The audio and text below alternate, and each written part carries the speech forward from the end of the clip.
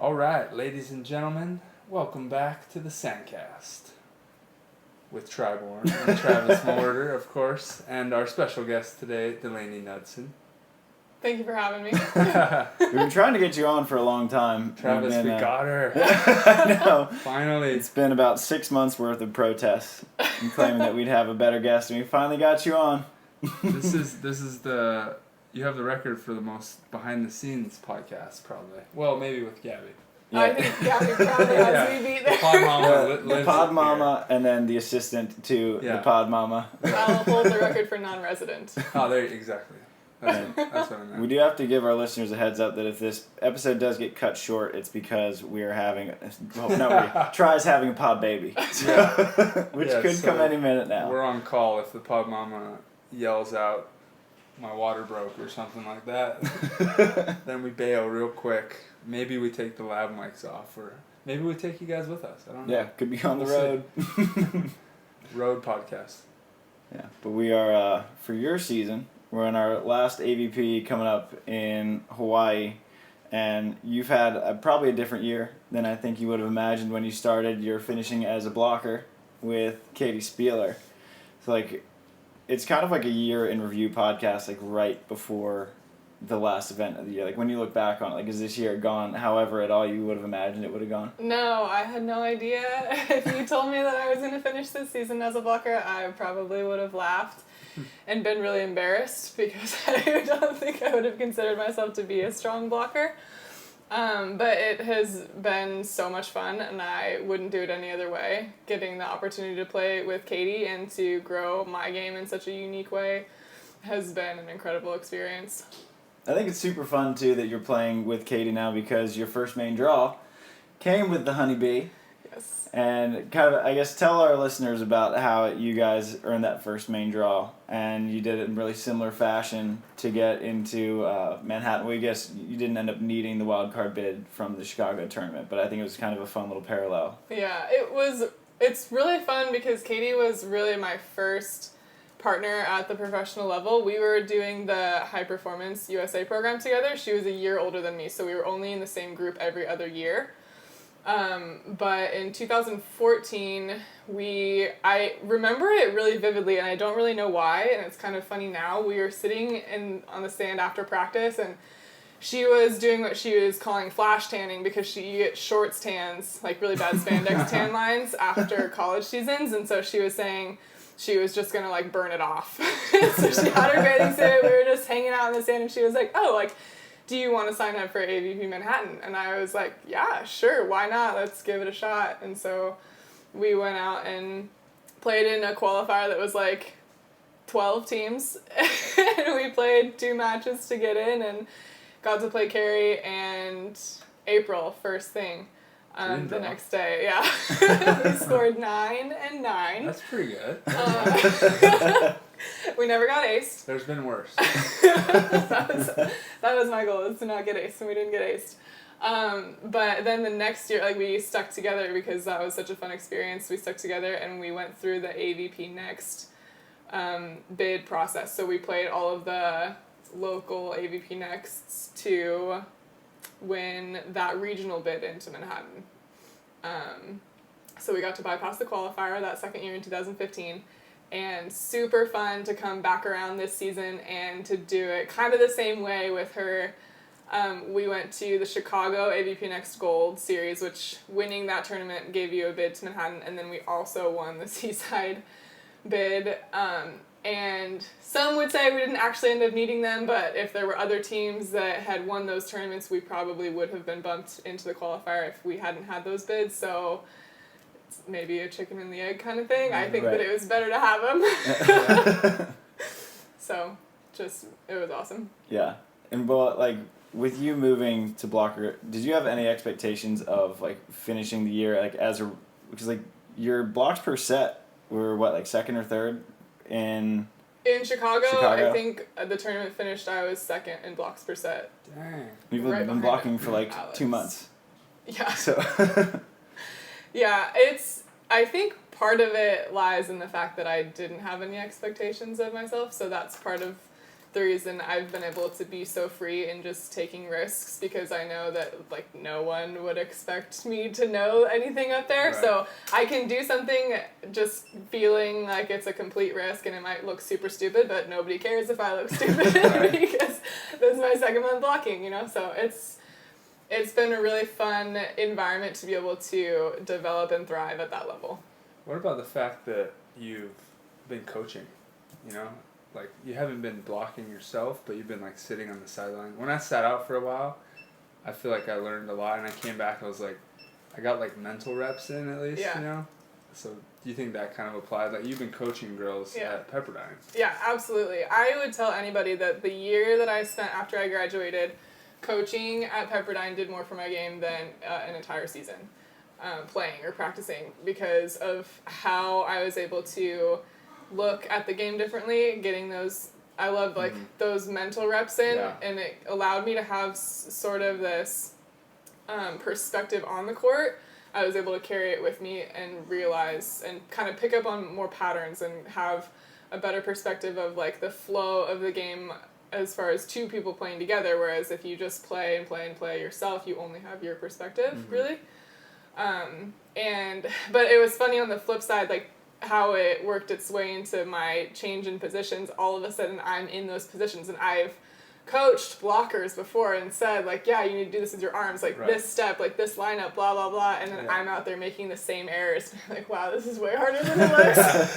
Yeah. Like I have so much more empathy now for those players that Yeah. I've been like coaching, and I think it's going to help my ability to coach that position to have been in that experience Totally. personally. You can be like, listen, I know how hard it is. Exactly. You can start with that first. Yeah, Next time. that might have been missing on the blocking side before. I know you maybe saw me play in Chicago and I missed it. But listen, I've learned since then, and this is what you need to do. Yeah. Something like that. Yeah.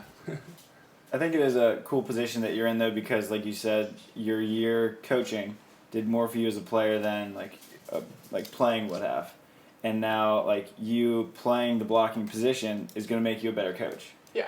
I think that is an awesome situation for you to be in, because when you're coaching, it's not like when people are working their part-time or full-time jobs, like they're obviously not getting better at volleyball. Right. And when they're getting better at volleyball, they're not getting better at their jobs. Right. But you get kind of the best of both worlds, which I think is kind of a good spot to be in. Yeah, it's living the dream. I mean, both of the things that I'm doing are, well, it's the coolest thing now is that both of the jobs that I have, being a professional player and being a coach, are paying the bills. Like fairly equally at Not this many point, people which can say is that. pretty cool. Totally. Part of it is because I'm a volunteer coach, so that's not actually making me a ton of money. But yeah, it's really cool to see the way that both of those roles are helping the other. I think that my playing career has been really helping my coaching career, kind of in the like ability to coach technique and like game flow and strategy, but also just to relate to where the girls are at and the load that they have on themselves. Having been a player at Pepperdine, it makes it a lot easier for me to be a resource for them, not just a volleyball resource, but also like a therapist. Like an emotional resource, someone who's like really been in their shoes and really does understand, and not 30 years ago, Yeah. like 3 years ago. Totally. And how many girls have you actually coached that are now on tour? Like a lot, I feel like, right? More Or of the a girls few? that I played with. Or Because played I with, played okay. with Has there been any that you've coached and have come out? Corinne. Corinne was 1 year Corinne, behind okay. me, so my first year coaching, I was a coach on the staff for her as she was playing. We had a super interesting dynamic because we were best friends, and so I actually didn't do a lot of coaching on her court, Right. but I was more of that, like, empathetic, like, you can talk to me, like, Right. I understand your issues. I was kind of like a double agent for the coaching staff and the players that year, because I was so close to the players Right. still, and it's gotten a little bit different. We still have Deanna and Brooke, and Katie Gavin was in a couple qualifiers, Gigi Hernandez, like, we have girls that are signing up and playing that are still at Pepperdine, but as far as girls that have graduated that I coached, it's just Corinne. Okay. I think Yeah. soon, in the next couple years, where there will be, in like pun fully intended, a wave of Pepperdine players who are going to be making, like Deanna Kraft is really good. Brooke Bauer is unreal. She's made it to the final round of a few qualifiers. I don't think she's made it through? No, not yet. But Yeah. she's made it to the round I think Gigi Hernandez will make it through. I think if Heidi Dyer wants to, she Yes. has the skill set to. I don't know like what her post grad plans are, but I think that we'll probably see 4, 5, or 6 who probably could do the job. Yeah, I would agree. I think. I would not want to be a women's volleyball player on the pro side because it's like every year there's a whole new wave of great players. You know? Yeah. Back in the day, it was like, well, I guess it was like how it is on the men's side, like maybe 1, maybe 2 guys a year that come out. We have like Miles Partain and everybody's freaking out, but the girls get that like every tournament. Yeah, exactly. I do think it's interesting to see though, because on the women's side, obviously the girls start playing so much younger because there's such a big club scene, because there's a big college scene, and so I think, I don't know who would have predicted this, if anybody, but I think we're seeing that burnout already, because if you look at the waves of college players that are coming in every year, they're not huge, and the sport is growing like exponentially. So for us to not see like 30 or 40 new players every season, I think that's an indicator that some of these girls are getting to the end of their careers and they're getting a little bit burnt out. Mm-hmm. So sorry. No, you're good. I was gonna say, I think that's why we see a lot of the seniors doing a lot more, because like you look at a player like Skylar Caputo, who has taken a 3rd at AVP Seattle, and she's like so roasted that like she's pretty much finished playing for, I mean, at least for the time being. Yeah, I think it's going to be definitely a balance for those girls, because if they do off season for school and in season for school, or like preseason, like fall season for beach volleyball, and then spring is when they're actually in season.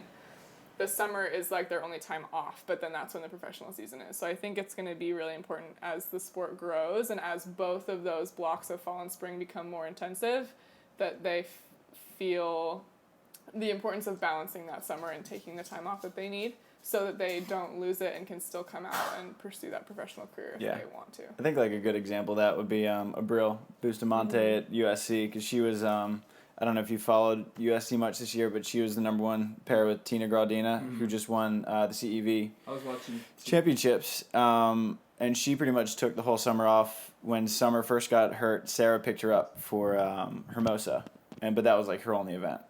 And then she just like needed to relax and just take off volleyball, because it's so much. It's like pretty much a year-round thing, and like you see that like with any sport that's year-round, the kids get burnt out, where like you get overuse injuries. Like basketball, kids are tearing ACLs all the time now. Yeah. For sure. Nowadays, it's like full-time professional job, even as a college player or even high school. You know, it's getting intense, like it was when, I don't know, for some other sports. Like you hear about these basketball guys that are like, you're going to the NBA when you're a kid. But for beach volleyball, it was never that. It was always like, oh, that's a pro sport? I didn't even know that. Yeah.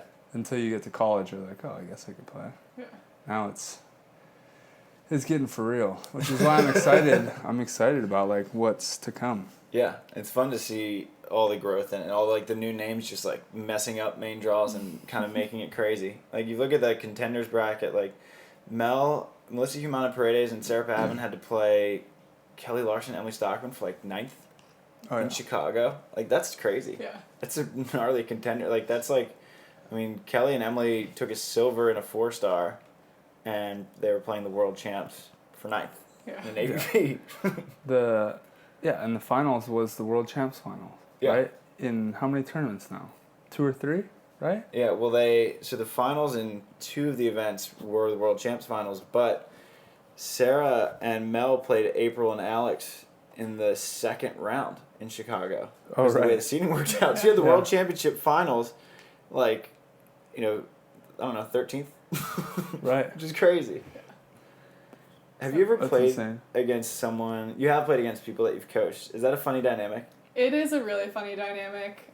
Last year in Shouldn't have taught him that. Hermosa, last year in the Hermosa qualifier, I ended up playing Gigi Hernandez and Heidi Dyer in the 2nd round, and then I played Skylar Caputo and Tori Van Winden in the round to get in.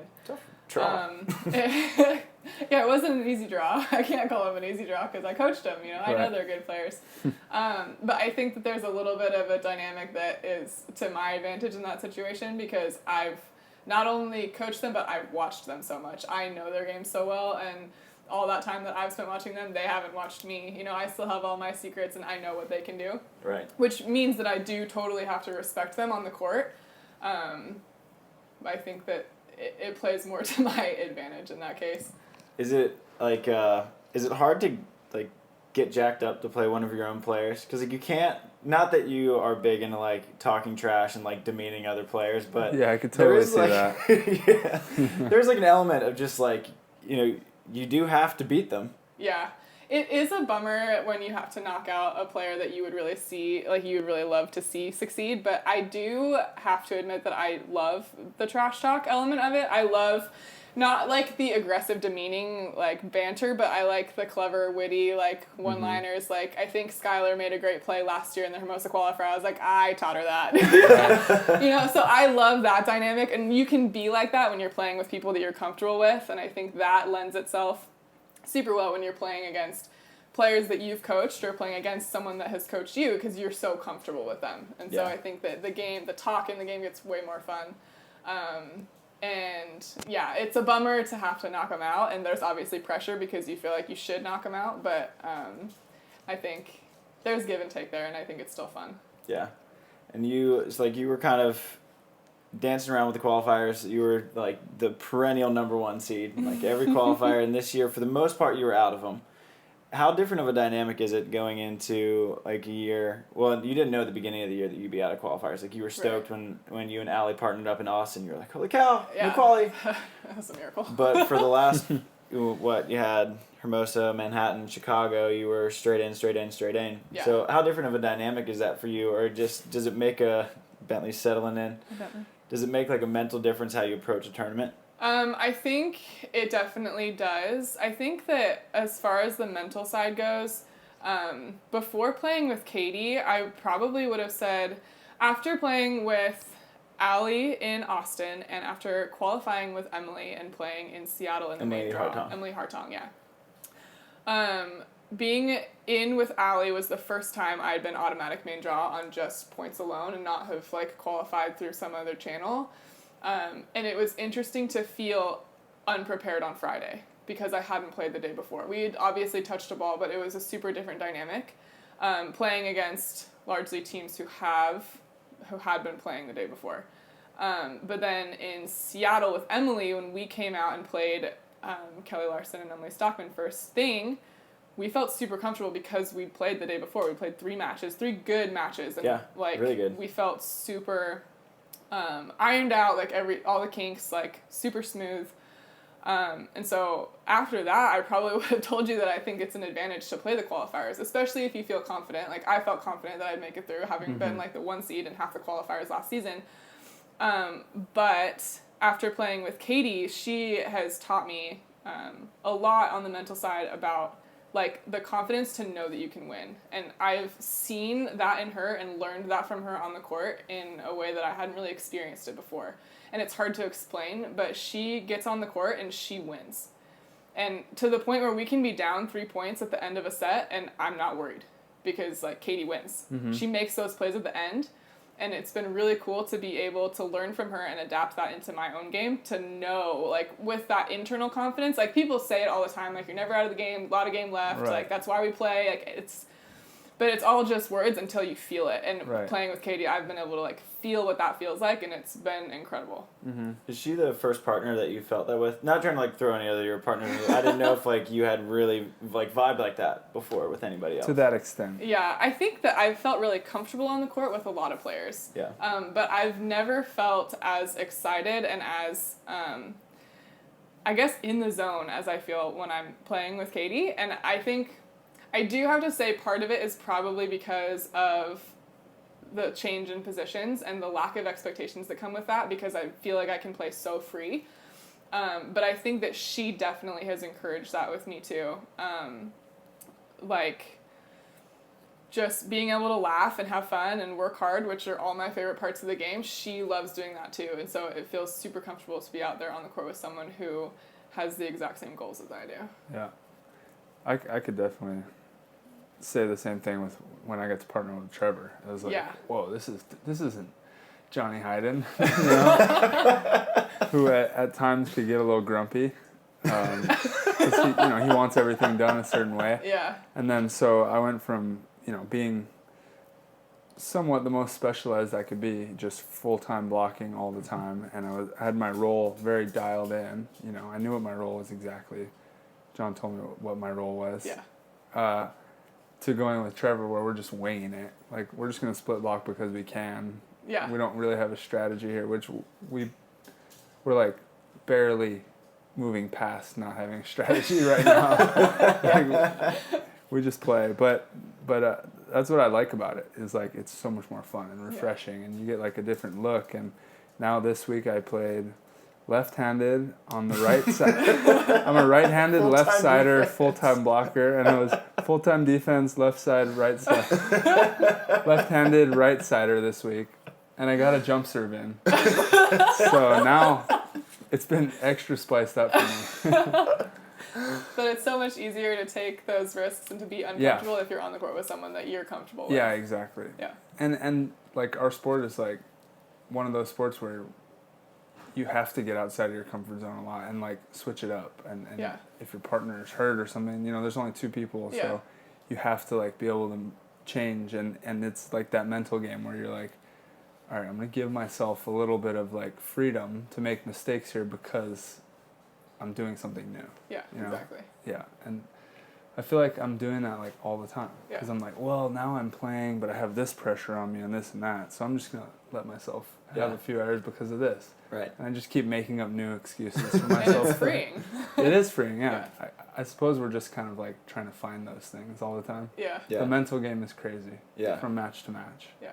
I think with you two, I feel like a lot of people who just watch you and Katie play, probably wouldn't think that you're two of the most competitive people, because you're always laughing and smiling, like having like the best time. And so I was talking to somebody, and they were talking about your body language, and that they would never know what the score was if you could be down 10 or up 10, and you guys would still look the same way, and you're still like booping over on 2 and on 1, like doing all this stuff. I feel like it's fun to have that connection where like you both know that like you're going to do whatever it takes to win, and that you're super competitive, but you can have a blast doing it, and that's fine. Yeah. Yeah. Basically, I think that if you don't have fun playing this game, then why are you playing this game? I really don't see any other like viable reason to be playing professional beach volleyball unless you have fun playing beach volleyball. There's not enough money in it. There's not the fame, that you're not going to be recognized walking on the street. If that's what you're playing for, you're not going to get that. And so if you can't have fun, like, why are you doing it? Yeah. So it's been fun. It's been awesome to play with Katie because she gets that if it's not fun, why are we doing it? And so you can have fun even if you're down like 8-17 like we were in Chicago, because we know that we're giving it our best and we're taking risks and we're trying to get better and we're trusting each other. And what's the funnest part for you? About playing or about playing with Katie? Either, maybe the same question right now. True. It's funny because I would tell people probably up until this last couple months that my favorite part about playing beach volleyball was running down a high line shot. Like, I lived to run down high line shots, and I haven't been running down any high line shots, and I'm still having a blast. So you can feel dig a high line. You can feel dig a high line. I can't. True. You can't. I don't know. The jury's still out on that. But I think that just the ability to push my body and to work really hard is my favorite part. I love getting to the end of a rally, like a long rally where you're like sandy and you've grinded out and like a bunch of one-handed scramble plays, and win or lose, I can't come up from that, like a rally like that, not smiling, because that is so fun. Just working and like leaving it all on the court in even just one rally, I think is my favorite part. I feel like watching you and Katie, that happens like every other play.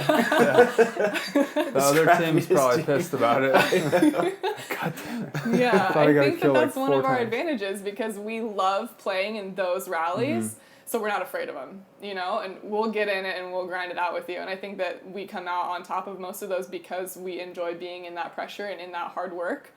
That kind of gets on people's nerves. Yeah. Do you guys kind of train that way, like to be able to play that style of volleyball, like long rallies, scrappy and all that? Or is that just kind of how you guys play, so it ends up being that way? I think it's more that we just play like that. It's like with Katie, you can't not work hard. Yeah, like if you have someone next to you that's busting her butt, you like better Katie be in does, shape like because she's gonna dig a lot of balls that you gotta go run, exactly, chase, yeah, set, and then get back to the net. Yeah, we do, and I remember this from early on when I was playing with Katie a couple of years ago. When I would go up to Santa Barbara and train with her, we would literally show up, warm up, and play sets to 21 for 2 hours. And we wouldn't drill, we just played. So you put yourself in a lot of those undrillable situations more often, and that was something that we did a lot when we first partnered together in the middle of this season. When we would train, we would just play. And like obviously if we had a team that wanted to do some drills, we would do some drills, but if anyone was open to just play games to 21, we would just do that. And we would put our team in those like unorthodox situations as often as we could and recognize that you don't know what's going to happen, so you just have to work hard every time. Yeah, it's not like you can drill. Let's drill the 15th dig of the rally. Yeah. I'm on my stomach crawling to poke it up. Then we go. Then we play it out. That's a good point. You can't drill that. You just got to play those ones. You could have those correction drills. I remember where the coach, you make an error, and whatever error you make, the coach gives you the same ball back. I loved those drills. Those are fun, but those will crush you because you're like, they're endless. I made like 5 errors to end this rally, and the rally won't end until I end it, like with a good play. Yeah. Which is good, but yeah, those ones get tiring for sure. It was really funny talking to Carissa after her and Jace won Austin. Mm-hmm. Because she was like, wow, like I played a lot more matches in Austin, but I was way less tired because I wasn't playing with Katie. Because Katie just digs so many balls. And she's like, digs and digs and digs. Yes. She was like, the other team, like, sometimes they just score points on the first try, and that never happened. Yeah, I'm having to get used to that, and it's been awesome. Did you think that you'd be, it's like when you and Katie partnered up, it was kind of like, not like a last minute thing, but it was sort of like a weird situation because like her and Brittany were playing and Brittany like wasn't sure if she wanted to play and Hartong had just gone to Gina Urango. And so you guys were like, hey, like we're good friends. We've done this before. Let's do it. Did you think that like one, you've had a career year since. I mean, you guys have won like 2 really big tournaments with Chicago and Seaside. You got a 7th, which is a career finish. Like, has this like been at all what you expected it to be when you and Katie were like, hey, Knudsen Spieler, run it back? No, not at all. I asked Katie if she wanted to play the East Beach CBVA before anything happened with partnerships for Hermosa, just because I kind of wanted to play in it, and I thought it would be a fun thing to do with her because that's like where our partnership really blossomed, was up at East Beach, to get her back up to her home courts and to kind of like have a little throwback run with her. And then when she reached out about possibly doing Hermosa because like she had so much fun together, I was like, whoa, this is awesome. Like we'd be straight in. This is going to be so fun. Like I was just stoked on the novelty of getting to play with a main draw player. And obviously it was so much fun to play with her. But then we didn't really do that well in Hermosa. Which so is I was like, kind of a false narrative. Because you guys beat Zana, Muna, and Chrissy Jones 21-14, 21-10. Yes. They went to the semifinals. Yeah. So you made it. You were the ones that made them play 14 matches or something. Yeah, we knocked them down first thing. But then we couldn't really close out that Friday for ourselves. And so I was like, shoot, like this was really fun. I'm sure that she's going to move on to someone else. But she had a coach with her, Jason, who has worked with her for a little bit, I think the last couple years up in Santa Barbara, and afterwards I guess our finish was a 17th, and he was saying, like, you got a 7th here last year with Carissa, and you were not this happy. And so it was interesting to see that someone else could kind of weigh in on our partnership and, like, the potential that we had just because of our chemistry and, like, the way that we can play together, and that I could kind of help foster that enjoyment of the game for her just like she was doing it for me. So, yeah, would not have expected that we would finish out the season together, but couldn't be any happier that we are. Yeah. That's such an underestimated thing in our sport, is, like, chemistry. Yeah. Like, people are always, like, points and, like, well, how good is this person? What's their potential? How, how good are they going to make me or whatever, But at the end of the day, it's like, you got to do all this stuff with them. You got to travel with them and practice with them, grind with them in the hot days when it's really difficult and you're in a bad mood or whatever, when you're jet lagged. And like that over a season, if you look at your finishes over a season, that's going to help big time. Yeah. And I think people will just totally undervalue that. Absolutely. And Yeah. you see it a lot in the qualifiers, obviously, because everyone's trying to find like Yeah. that next break. Right. So they end up making a lot of lateral jumps just maybe for points or maybe for, I don't know, someone that they see who has a higher ceiling or more potential. But at the end of the day, like all of those are superficial shifts. I think it happens at the top level, at the higher levels too, for sure. Because you'll see teams that are doing really well, and on paper they're good, but by the end of the year they burn out, or they're not getting along. You see them just quiet on the court. Probably more with the guys. They show it more, on the court. Yeah. Where they're just like kind of turn away and just be like, I don't want to hang out with you anymore. Yeah. But like, how are you gonna play the last fourth of the season like that, Right. and actually get good finishes and finish out the year? So I think that's super important. But When I moved here, when I was living in Huntington, a guy named John Alvarez, who he was good friends with Ty Tremblay and was kind of in with that crew. It was one of the first guys I met, like when I moved out here, and he said that one of the most important things about a partnership is the ability to lose well together. yeah, Which, I mean, when you look at it, only one team doesn't lose. yeah, really. And for the most Totally. part, like in double limbs, the team that wins has probably, unless you're April and Alex, has probably lost at some point in the weekend. So, like, you look at Jake and Taylor, and I think 2 of their 3 wins they lost really early. Yeah. Like, you have to figure out how to lose together if you're going to be partners. I think that's one of the things that, in retrospect, so, like, me playing with Miles for, I think we played like 8 or 9 straight tournaments together, kind of bridging 2018 and 2019, and that, like, we were really good at that. And that, like, Miles would be really bummed, and he'd go off for a couple hours, and then we'd go back and, like, we'd get some beers, and, like, we'd be great. And, like, we were really good friends. I think being able to lose together is a super valuable part of the sport that no one really considers. Yeah. Yeah, Absolutely. you got to suck it up sometimes and like figure out what the priority is in terms of like, okay, you lost, but the priority here is to make sure that this doesn't affect our next tournament as a partnership. So you start figuring out ways to do that, and or make sure that it affects it in a good way. We can Right, extract some right. good Use out it. of this instead of just being like, you suck, no, you suck Right. worse. Because that's what happens a lot. I think that the most important part is the ability to take accountability, because if you see like those players that make all those jumps around a partner, essentially it boils down to the fact that they think they could do better in a partner. They probably look at the loss more on their partner, and they're going to try to find a better partner, someone who can do better for them. Whereas if you can take that accountability on yourself and recognize that there's always something that you can do better, it's going to be way easier for you guys as a partnership to deal with that loss. yeah. That's one of the things that I think is kind of funny, just observing you and Katie after a loss where you guys fight over accountability. Like, no, it was my fault. I should have put it away. And Katie was like, no, like, I had 3 shots. It was my fault. And you're like, no.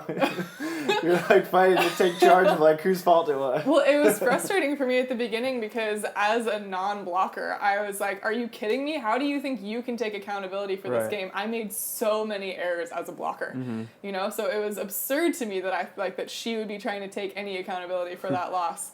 But that's something that I've been able to learn from her too, is that like you always have a partner out there, and there's always something that you can do, even if it's in the intangibles, to help your partner out. Yeah. Where do you see your future like as a volleyball player? Do you like blocker, defender, split blocking? Or, I mean, obviously you probably haven't taken time to think about it because you're a blocker right now and you're getting really good at it. But you also beat the best team in the world as a defender in New York last year, so there's that. I don't know. Yeah, I haven't really thought about like where I want to go, what position I want to pursue, like for a career in the long run. But I definitely can say that I'm really enjoying the learning curve of being a blocker right now. It's amazing. It's been amazing in the tournaments that we've played to feel and to see improvement in just one event. Like I remember we went to the Chicago Gold AVP Next right before Hermosa, and we won it, and I left that beach thinking, wow, I got so much better today. Like, and not even in a practice situation where you're like drilling things, but just in a playing situation, I like felt and experienced myself like seeing things better, making better moves, feeling like in those split second, like making the right decisions. And that has continued on in the tournaments we've played since. I felt like I got better in Seaside. I felt like I got better in Manhattan. I felt like I got better in Chicago. And so I don't know that I would want to give up those feelings, at least maybe until I hit that plateau as a Right, blocker, then yeah. I'll revisit the defending. But I've been really enjoying that experience. It's been invigorating. Where do you think that's come from? Like, looking back, like, why are you making those leaps and bounds right now in terms of, like, how you prepared to get there, you know? You know what I mean? Like, Yeah. looking back, and it's like, sometimes I'm like, damn it, I wish I knew how I did that, or why that worked so that I could Right. repeat it. But Yeah. now I'm like, I did something good, but now I'm back at square one. Yeah. Like, I'm on the plateau or whatever, you know, Right, sometimes. yeah. I think that there's a lot of factors that go into it. I think, obviously, having zero expectations of myself Right, helps of because course. anything that I do good, I'm like, hey, I'm getting better. Yeah. But I think Katie plays a big role in that she has she lets me play free and allows me to take those risks too. I think there's something huge in that ability to just take a huge risk, to make a huge move, to make a random crazy play and know that, like, I'm not going to turn and see my partner rolling her eyes at me, you know? Like, she's going to be like, all right, next ball, like, let's side out. Like, love the thought, love the idea. And I think also having coached gives me the ability to see the game in a bigger perspective. I think watching so much volleyball has been able to... I have a lot of those mental reps like we were talking about earlier, even as playing as a defender, but I've watched a lot of blockers, and so I think in those moments, I think I have those logged back in my mind that help me put those into practice a little earlier instead of having to start from square one, figuring it out in the moment by myself. Yeah. With you being a coach, like, obviously you've mentioned a few times how big that's been for your development, but you've also been surrounded by some of the most, like, brilliant coaches. Like, when you played at Pepperdine, you had Nina Matthews, who's, like, you walk down the Manhattan Pier and it's just like, hey, Nina Matthews, hey, Nina Matthews, Nina Matthews again. And you got to play under her for all 4 years, right? Yes, And then you've been coaching with Marcio, who has coached Carrie Walsh, isn't anymore, but, like, was with her for a long time. Like, how big has that been for your development as a player and a coach to be surrounded by, like, two of the most brilliant minds in the game? Yeah, I think that... I mean, that's obviously huge. If you can learn from the best, you're going to be the best. And I have obviously had an incredible opportunity to work with Nina and to work with Marcio, but it goes even back beyond that. In the USA program, I got to work with Jose Loyola. I got to work with Anna Collier. I got to work with Barb Fontana. Jeez. Yeah, like the people that have coached me, like, honestly, I'm not representing them well enough because if they're not helping me out, like, I don't know where else I can turn. You know, so yeah, I've had huge resources in that. I've worked with some of the best coaches that I think there are. And I got to throw John Daze in there too because he worked with Carrie and April and Marcio for the Rio Olympics, and he worked with me and Jess Sikora last season for most of the AVP season. So I worked a lot, like, one-on-one sometimes with him too, and I've learned so much working as a player under those coaches, but it has been an incredible experience coaching with Nina and coaching with Marcio and coaching with John, to see behind the scenes, you know, what they value and what they think and what they take away from practice and what is important to them. And when we leave a day at the beach, like, what actually resonated with them and what they were able to just kind of, like, brush off because of Nina's 30 years of experience. You know, she knows if a player is just having a bad day or if that's something that we really need to dig into. So I think that it's helped on both levels to be able to play under amazing coaches and to be able to coach with such amazing coaches. I kind of like the story of sort of how Nina found you, where you found Nina. Because I feel like your whole career you've had this sort of, like, under-the-radar element, in a sense. And I feel like you're starting to break that at the moment. You know, you and Katie had a 7th, and, like, you've upset, like, a lot of really good teams. But when you were in high school, you were really under the radar. Yeah. In high school, I played at Valencia High School, and the Santa Clarita Valley, high school sports are a huge deal, so I actually had a really awesome high school sport experience. Like, we had a newspaper in our valley that would run stories on our high school sports, and, like, we were one of the better teams in the valley, so we had a lot of success, and so it was, like, a really cool experience. But then when you take it outside of that valley and look at the real world of getting recruited for college, like, I was a late bloomer. So my sophomore year, which is when a lot of the recruiting happens, I didn't play club because I didn't want to get written off. So I played with my dad's boys varsity team. I practiced with them 5 days a week, jumping and hitting on a men's net, digging guys, like, which I think that probably helped. It was huge for my game, but then I was behind in a lot of the recruiting. So those top programs like UCLA, USC, like the big schools, they were done. So I was obviously playing beach. I actually started playing beach before I played indoor because my parents met playing beach volleyball, and they were playing co-ed and playing doubles. Like the whole time I was growing up, they would like drag us to the beach, and we would have like play dates with the other parents, like kids. And so I grew up around it, and so I started playing beach before I played indoor. So I was always playing beach throughout high school. Just in the summers, that was my game. And so when beach became a college sport, it was something that I definitely wanted to pursue, but there was really nothing. There was no formula for like how you get recruited as a beach volleyball player because it was so new. So I was mostly talking to indoor schools who had beach programs that were up and coming. And I did reach out to UCLA and Pepperdine and FSU, and I just like got no's. You know, like we're done recruiting, because they weren't looking at recruiting beach players yet, and they were done with their indoor recruiting, and all I had at that point to send was indoor film. So I was like, hey, this is me, like, watch me play indoor, but I want to play beach. So, Right, like, yeah. what are they going to do? No, we're done recruiting for indoor. Like, okay, got it. But my mom was like, hey, now that you have some beach film, like, send them again. I was like, no, they said no. Right.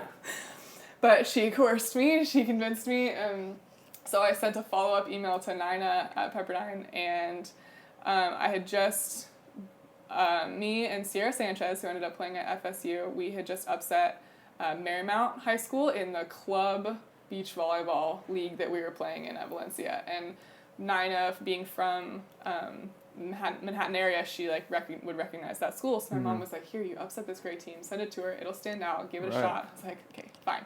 And it worked. So she came out and watched a couple of my beach tournaments and took a chance on me. And to this day, I still don't know what she saw in me, because I'm watching as we recruit. And like Pepperdine has their pick, you know, like they can pick from the top players in the country of beach players. And I was, other than Pepperdine, I was looking at San Jose State to go play indoor. Like I was not a top level recruit. So I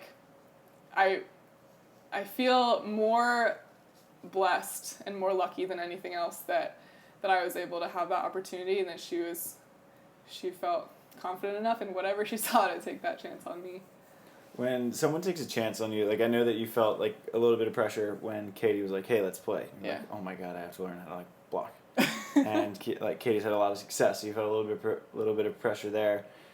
Did you feel any of that same thing, getting that offer from Pepperdine? You're like, holy cow, like I got to perform now that Nina's taking this shot on me, like a relatively like unproven player. Yeah. I think a little bit,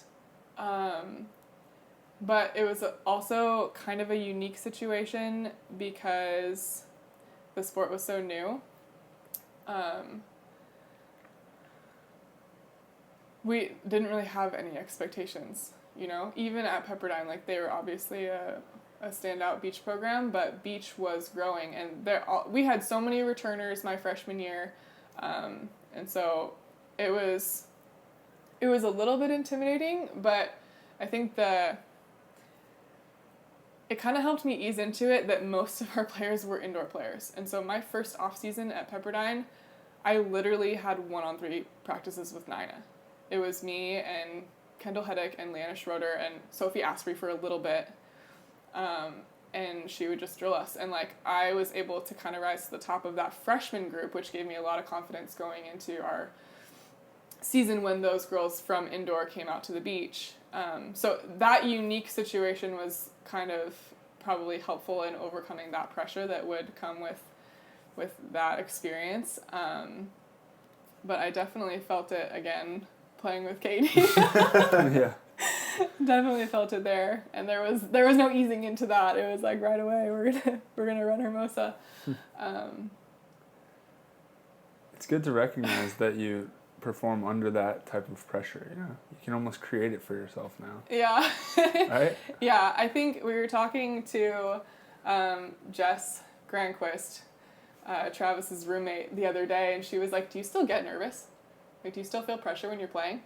And I thought about it for a little bit, and because I was like, yeah, I definitely do. But it's been, like, my mentality on it has changed from, like, oh my gosh, I'm so nervous, I'm feeling so much pressure, to realizing that I'm going to feel pressure every single time I step on the court, to see how fast I can break through it and get comfortable on the court, whether it's, like, until the technical timeout, or whether it's the first 10 points, or whether it's the first side change. Like, if I'm feeling comfortable by the second side change, I'm like, okay, we're cruising. And so that's, like, the little competition or game that I play with myself in regards to pressure, is just acknowledging that I'm going to be nervous every time I step on the court, and seeing how fast I can get comfortable and break through those nerves, and acknowledging that it doesn't mean that anything's wrong that I'm nervous.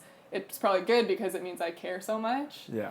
And it's going to give me that, like, extra effort and the extra work, but just being able to, like, kind of harness it and use it as soon as possible. And it's, like, not being scared of it, like, owning it, right? Yeah. Like, I feel like I got to the point where I'm, like, nervous if I don't feel nervous. I'm like, oh, crap, I'm way too relaxed. Yeah. Like, I need to feel nervous here. Yeah. And then if you are nervous, you're like, I feel like shit right now. But from experience, I know that once the serve goes up, I'll be ready. Yeah. Because I feel this way. Yeah. It's kind of interesting. One of the coolest things I've heard about nerves is I was listening to a Michael Gervais podcast, and he had on Julie Foudy. And she's, like, one of the best U.S. soccer players of all time, and she was saying that, everyone has butterflies. Like, you just have to teach them to fly in order. And which I thought was, like, kind of a cool way to do that. And, like, this year I've probably played in 30 tournaments this year. And so there was a point in the middle of the season where, like, I would go into a tournament and I just would not care at all. And, like, I stopped being nervous, and, like, that, like, scared me. I was like, holy cow, like, I just don't care. Right, yeah, And then when I got nervous again, I was like, oh, I feel, like, alive. Like, these nerves are great. So now, like, when I get nervous, I like, get sort of excited about it. I'm like, okay, like, I really care about this. Like, this is really cool to have this feeling. Because when you think about people who are not being able to play sports for a living, they don't get that rush.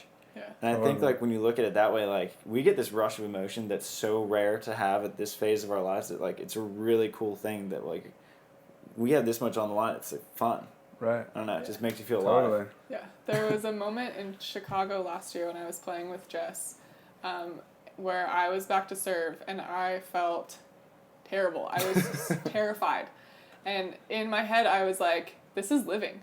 Like, this is a rush that people don't get. Like, this is a privilege to feel this way. And I think in that moment was when that shift kind of happened, like, to not kind of fight against the nerves, but to embrace it and to appreciate it. Yeah. And instead just, like, try to use it however you sure. can. Yeah. I feel like after, when I have to get a real job, I'm either going to be depressed or I'm going to find something. Going to the beach isn't a real job. I got to go business, put all of my money on the line, and, like, let's go. Let's get this Still get that thrill. adrenaline Why do you think all going. beach players get into real estate? Public speaking, like, just tons of people. Yeah. You and Gabby could, like... Oh, I'll go into acting. Yeah, get into as acting. a terrible actor. That'll make me nervous. Doing auditions, you're like, oh god, this is, like, worse than servicey at 14, 13. I'm really bad at this. Oh. No, I know we don't want to keep you for too long, because I mean Gabby could pop any second. Yeah, really. And we got a barbecue. And we got a barbecue. But I do want to make sure that we do bring up the onesie. So that's kind of like you have, like, two signature trademarks. I think the onesie and the Killer Loop sunglasses that not many people rock anymore. If you could give our listeners the background on the onesie and the Killer Loops, I think that would be a pretty good way to start to close it out. Good branding, by the way. Yeah. I wear Killer Loops because they were my grandpa's. That Killer exact Loop, pair? Yeah. Whoa. Killer Loop used to sponsor the tour, like, way back when. And my grandpa reffed on the tour, and so did my aunt, actually. And so there were a couple pairs that were floating around that I was able to collect. Wow, and, that's sick. And so I love it when people comment on them. I love it, like, just remembering that I'm wearing that, because it kind of brings me back to my roots and, like, recognizing that this is not just me, but there's so much more to this game. And, like, the history that I have of beach volleyball in my family, I think that it's just a really cool, fun thing. And I love repping, like, the retro style, too. I think that's really fun, and that ties into the one piece also. I have always, like, been more on the modest side when I've competed. In my faith, my religion, it's really like modesty standards are really encouraged. And so when I was growing up, my mom will say strongly discouraged me from wearing bikinis when I would play, which was, it didn't always go over very well because one pieces were not coming back into style 10 years ago like they are now. So I felt like such a sore thumb sticking out in my one-piece bathing suit.